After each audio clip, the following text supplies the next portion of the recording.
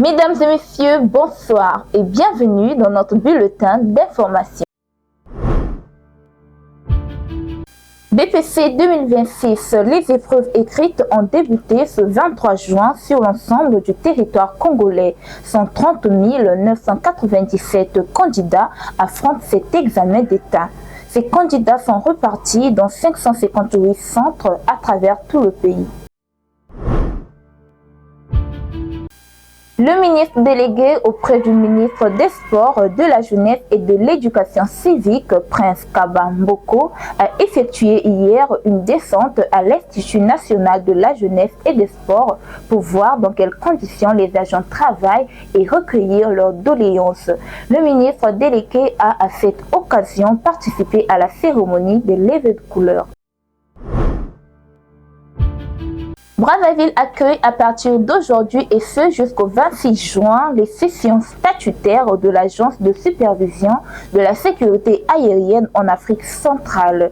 Il s'agit précisément de la 10e session ordinaire du comité de direction de cette institution composée de 6 pays de la CEMAC et de la 8e session ordinaire du comité des ministres.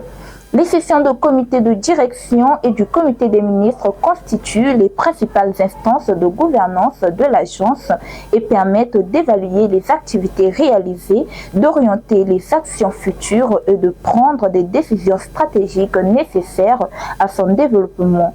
Les travaux de Brazzaville permettront ainsi d'examiner les rapports d'activité, les actions budgétaires, les projets réglementaires communautaires ainsi que les perspectives de renforcement des capacités des administrations et organisations de l'aviation civile. Le Premier ministre, chef du gouvernement, Anatole Kolini Makosso, a présenté hier aux élus du peuple le plan d'action du gouvernement pour les 5 ans d'avenir. Ce plan d'action est concentré sur 20 missions essentielles afin de répondre aux besoins des Congolais et mettre en œuvre le programme de société du président de la République, Denis Sassou Nguesso. Programme intitulé « Accélérant la marche vers le développement ». Au nombre des attentes des Congolais à combler, il y a l'eau, l'électricité, le transport et le manque de carburant, a déclaré Anatole Kolini Makosso. À l'interland de la 6e édition de la traversée du Mayombe se poursuit. L'association Marcher Courir pour la cause a organisé hier une campagne gratuite de dépistage du diabète et de l'hypertension artérielle. La cérémonie s'est déroulée à l'hôpital de référence de Dolisie sous l'autorité du président de l'association Marcher Courir pour la cause, Rodrigue Ndinga Boumi, en présence du directeur de ces structures sanitaires, le docteur Presley Nzaba.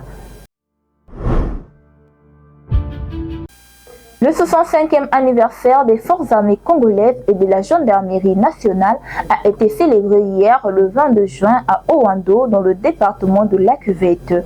Ces 65 ans ont donné lieu à une messe œcuménique organisée dans l'église Armée du Salut de Owando, ainsi que plusieurs autres activités. La cérémonie a été placée sous l'autorité du capitaine vaisseau Major Misère Dieudonné Okana, commandant de la zone militaire de défense numéro 4, en présence de Boris Rodrigue Gaza, secrétaire général du département de la Cuvette. Le football est une éternelle poésie faite de retrouvailles. 11 ans après son premier passage de 2013 à 2015, marqué notamment par une épopée mémorable jusqu'en quart de finale de la CAN 2015, le technicien français Claude Leroy, 78 ans, revient poser ses valises sur les rives du fleuve Congo. L'officialisation de la signature de son contrat s'est déroulée ce lundi 22 juin à Brazzaville sous l'égide du ministre des Sports, de la jeunesse et de l'éducation civique. Un choix fort qui témoigne de la volonté des autorités à redonner au football congolais ses lettres de noblesse. Merci d'avoir été des nôtres, mesdames et messieurs. On se dit à très bientôt sur la chaîne de la culture générale.